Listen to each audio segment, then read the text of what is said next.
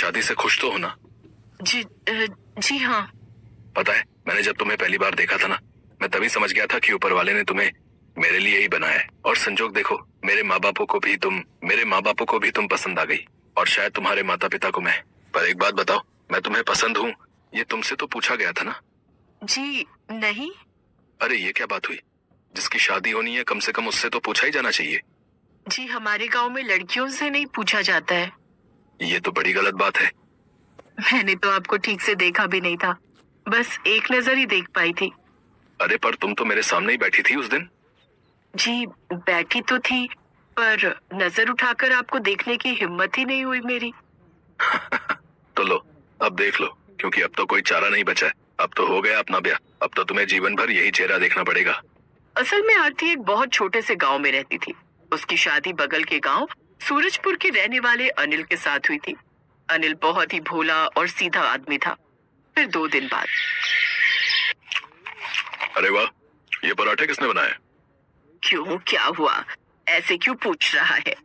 ये आपके हाथ का स्वाद तो नहीं है माँ?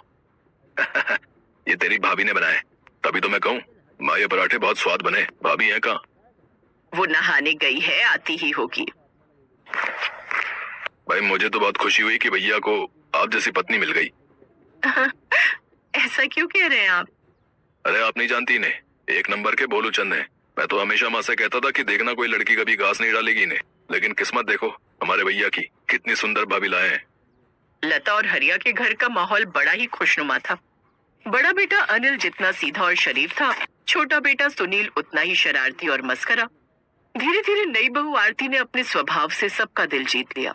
अब तो आरती और सुनील की भी अच्छी पटने लगी थी। सुनील भैया बताइए, खाने में क्या खाएंगे? आप मुझसे पूछ रही हैं भाभी? हाँ, हर रोज मैं घर के बड़े लोगों से पूछती हूँ, मगर कभी घर के सबसे छोटे से भी तो उनकी पसंद पूछनी चाहिए ना। कसम से भाभी, आज आपने बता दिया कि आप कितनी अच्छी हैं, वरना मुझसे तो यहाँ कोई पूछता ही नहीं कि मुझे क्या पसंद है। वैसे भाभी मुझे ना आपसे एक जरूरी बात करनी थी। हाँ बोलो ना भैया। यहाँ नहीं भाभी, अगर माँ पापा ने सुन लिया तो बवाल हो जाएगा। आप एक काम करो, जब आपका काम पूरा हो जाए तो हम छत पर बात करेंगे। ठीक है, मैं आ जाऊंगी। ये कहकर सुनील छत पर चला गया और फिर थोड़ी देर बाद आरती भी वहां आ गई। अरे वाह, छत पर कितना अच्छा लग रहा है ना, कितना अच्छा मौसम है। अरे भाभी आपको इस मौसम की पड़ी है, और यहाँ मेरे जीवन में पतझड़ आने वाला है। मेरी मदद करो भाभी। मैं कुछ समझी नहीं भैया। भाभी वो कमलापुर का नाम सुना है ना आपने? वहाँ एक लड़की रहती है रितु, मैं उससे प्यार करता हूँ। हे भगवान, ये क्या कह रहे हो भैया? प्रेम विवाह करना चाहते हो आप? हाँ भाभी, लेकिन रितु को देखने रिश्ते वाले आने लगे हैं, और उसकी जल्दी ही किसी से शादी हो जाएगी। उधर उसकी जान सूख रही है और इधर मुझे चैन नहीं आ रहा। अब अच्छा, मैं कोशिश करती हूँ। सुनील ने भोली भाली आरती को बड़ा खतरनाक काम सौंप दिया था, पर आरती ने भी अपने सास ससुर से जिद करके उन्हें मना लिया, और आखिरकार सुनील की शादी रितु से हो गई। रितु एक अमीर जमींदार की बेटी थी। ये क्या माँ जी, आप लोग चूल्हे पर खाना बनाते हो? हाँ छोटी बहू। क्या माँ जी, आजकल चूल्हे पर खाना कौन बनाता है? अरे मैं बनाती हूँ ना, तेरी जेठानी आरती बनाती है, और हमारे गांव की तो सारी औरतें बनाती हैं।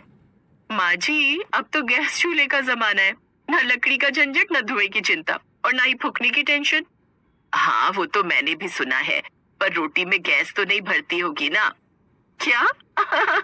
अरे नहीं माँ जी, ऐसा कुछ नहीं है। इस सब के बाद हम गैस चूल्हे पर खाना बनाएंगे। ठीक है छोटी बहू, जैसा तुम ठीक समझो। उम्र और रिश्ते दोनों में छोटी होने के बावजूद रितु सामने से आरती को काम बताती रहती, पर घर में कलेश ना हो ये सोचकर आरती कुछ नहीं कहती। इस तरह धीरे धीरे रितु ने आरती और लता दोनों को गैस चूल्हा जलाना सिखा दिया। और फिर एक दिन जब आरती उसी गैस चूल्हे पर खाना बनाने जा रही थी, तभी उसके हाथ से कुकर छूट गया, जिससे गैस चूल्हा थोड़ा चटक गया। ये क्या कर दिया तुमने? चूल्हे पर खाना बनाने वाली तुम्हें चाहे लाख सिखा लो, लेकिन तुम रहोगी गवारी। ये कैसी बात कर रही हो तुम रितु? ये गलती से हुआ मुझसे, और वैसे भी मैं तुम्हारी जेठानी हूँ, तुम इस तरह मुझसे कैसे बात कर सकती हो?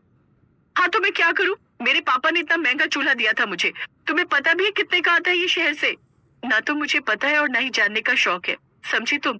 शौक? अरे पैसा चाहिए, औकात चाहिए, समझी? आइंदा से कभी मेरे गैस चूल्हे को हाथ मत लगा लेना, समझी? ना मेरे चूल्हे को और ना मेरे फ्रिज को। ठीक है रितु, अब तो यही सही रहेगा। उस दिन आरती बहुत रोई। उसे रितु से ऐसी उम्मीद नहीं थी, पर इतना सब कुछ होने के बाद भी लता ने रितु को कुछ नहीं कहा। शाम को जब अनिल काम से लौटा तो आरती उसे छत पर ले गई। ये तो बहुत गलत हुआ तुम्हारे साथ। रुको, मैं अभी माँ और रितु से बात करता हूँ। मत करिए, माँ जी पूरी तरह से उसकी बातों में आई हुई हैं और रितु के अंदर से भी उसका पैसा और घमंड बोल रहा है। आज से ये छत ही मेरी रसोई है और हम दोनों आज से यही खाना खाएंगे। ठीक है आरती, तुम जैसा कहो, मैं हमेशा तुम्हारे साथ हूँ। पूरे 2 दिन बीत गए लेकिन बारिश नहीं थमी, जिसकी वजह से पूरे गांव में धीरे धीरे पानी का लेवल बढ़ने लगा और देखते ही देखते उसने बाढ़ का रूप ले लिया। अरे रितु, देख तो घर में पानी घुस रहा है। अब क्या होगा माँ जी, अब हम क्या करें? सबसे पहले तो रसोई में से अपना गैस चूल्हा हटा। अब ऐसा कर, ऊपर छत पर ले चल उसे, वहाँ आरती की रसोई में ले जाकर रख दे उसे, वो मना नहीं करेगी। डर के मारे रितु ने गैस चूल्हे को वहीं छोड़ा और अपनी जान बचाने के लिए छत पर भागी। उसने देखा कि लता और पूरा परिवार आरती की छप्पर वाली रसोई में दुबका बैठा है। वो बारिश में भीगती रही, पर आरती की रसोई के अंदर आने की उसकी हिम्मत ही नहीं हुई। बाद में लड़ लेना जितना भी लड़ना है, फिलहाल अंदर आ जाओ वरना बीमार पड़ जाओगी देवरानी जी। रितु आखिरकार मजबूर होकर आरती की रसोई के अंदर आ ही गई। फिर आरती ने कहा, शाम को साग और रोटी बना रही हूँ, रितु तुम खा लोगी ना या कुछ और बनाऊं तुम्हारे लिए? आरती की बात सुनकर रितु की आंखों से पश्चाताप के आंसू गिरने लगे। वैसे ये मिट्टी वाला चूल्हा भी इतना बुरा नहीं है, थोड़ा टाइम लगता है पर खाना अच्छा बनता है इस पर। भाभी आप सिखाएंगी मुझे इस चूल्हे पर खाना बनाना, क्योंकि मेरा गैस चूल्हा तो नीचे ही रह गया पानी में। रितु की बात सुनकर सभी लोग हंसने लगे और आरती की छत की रसोई और उसके चूल्हे ने पूरे